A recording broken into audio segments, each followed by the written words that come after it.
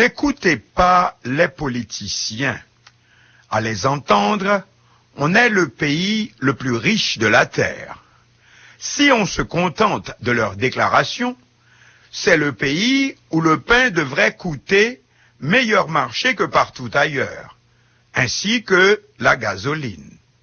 Or, Haïti ne produit pas de blé, que nous préférons aujourd'hui à la cassave, et nous ne sommes pas un État pétrolier.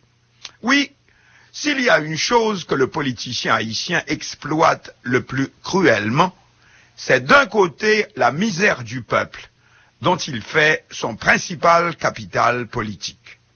Et de l'autre côté, c'est l'ignorance générale à tous les niveaux de notre société du facteur économique.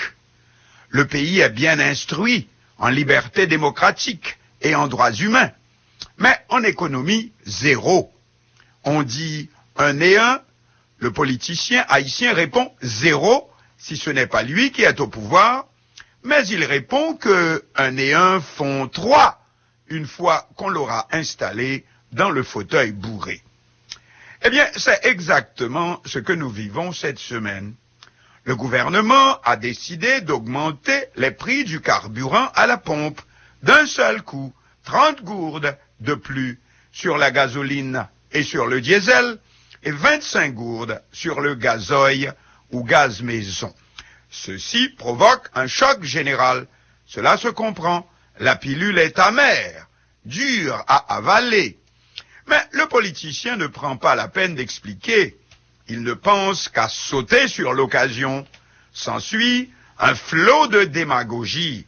C'est une surenchère de propos totalement hors sujet. Mesures criminelles, assassins du peuple, etc. Or, quel rapport? Comme si la démocratie ne concernait pas également l'économie. C'est le seul domaine où depuis 1986, renversement de la dictature Duvalier en l'occurrence, en effet, nous n'avons fait un seul pas. Or, la démocratie, pour être solide et durable, doit comprendre aussi ce qu'on pourrait appeler une pédagogie économique, une éducation à l'économie.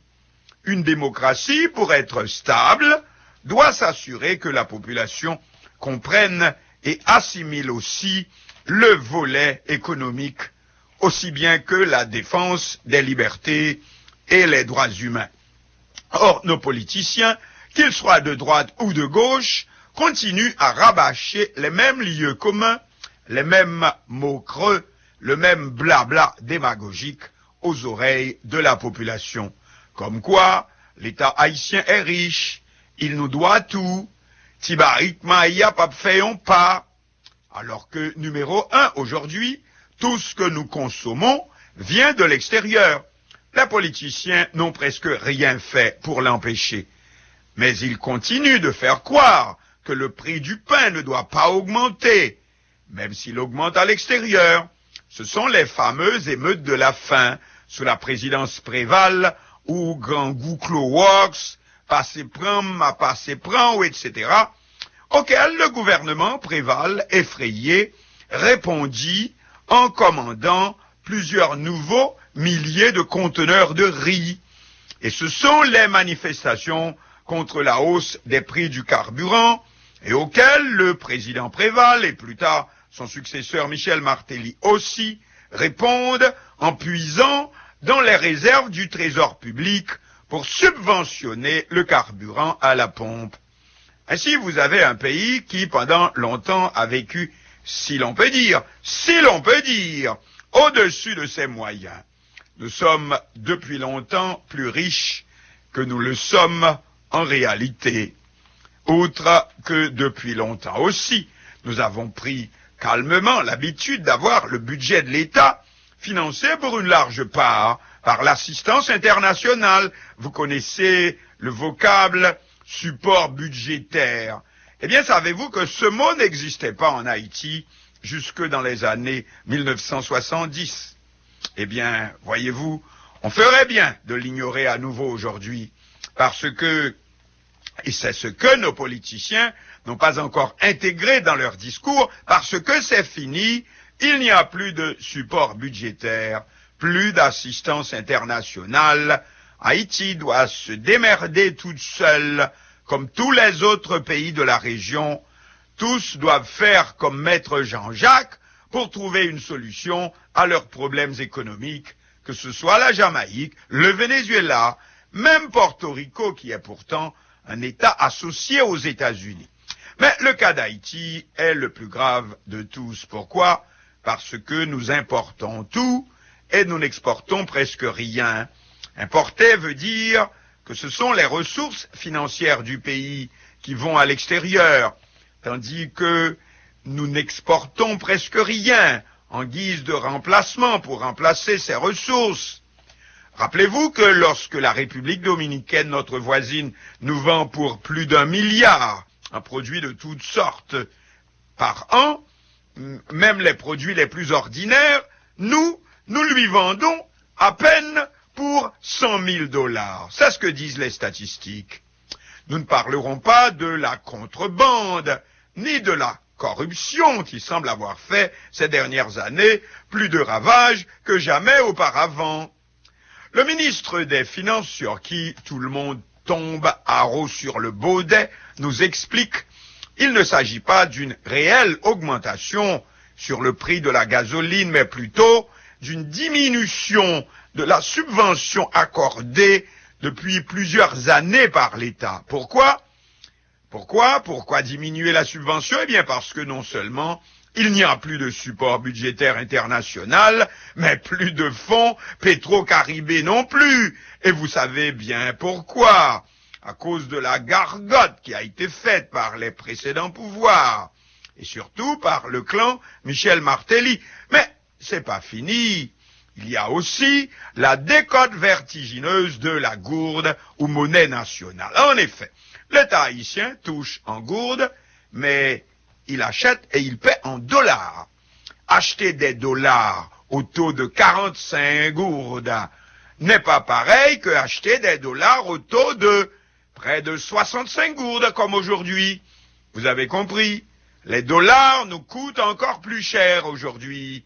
Et c'est la caisse publique qui se vide toujours plus. Mais, comme on dit, le coup pour tuer le coucou, voici que le gouvernement américain, dans sa lutte contre le terrorisme international, est en train de prendre des mesures qui risquent de mettre les banques haïtiennes hors du circuit international. Parce que ces dernières, et aussi l'État haïtien, gouvernement et parlement, n'ont pas encore adopté toutes les mesures pour empêcher l'argent du terrorisme et autres argent sale de pénétrer dans le circuit.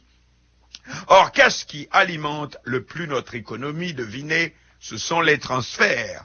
Plus de 2 milliards de dollars par an. S'il venait à ne plus y avoir de circulation entre les banques et autres entreprises de transfert locales et notre diaspora, cela veut dire quoi? On connaît la suite. Bon Dieu bon, oui, mais il y a des limites. Nous voici donc en danger de disparition, disons en danger d'être rayés de la carte sur le plan économique. Dès lors, non seulement la gasoline nous coûtera encore plus cher, mais nous ne pourrons plus l'importer du tout. Voilà, il faut choisir, il faut réfléchir, et right now. Certains peuvent raconter que nous sommes en train de faire peur à la population pour le bénéfice du gouvernement. Libre à eux. Et il y a encore plein de facteurs, plein de causes à effet que nous n'avons pas le temps de continuer à énumérer aujourd'hui. Le gouvernement a accepté de retirer momentanément la décision d'augmentation des prix du carburant à la pompe. Mais le gouvernement ne peut pas ignorer non plus ses responsabilités. Il dit espérer qu'un débat s'ouvre sur cette question vitale. Nous n'avons rien à vous dire de plus. Qui dit débat dit une discussion libre, ouverte, mais aussi intelligente. Voilà. Sachez faire donc la différence entre la pure démagogie et la vraie réflexion. écoute Mélodie FM.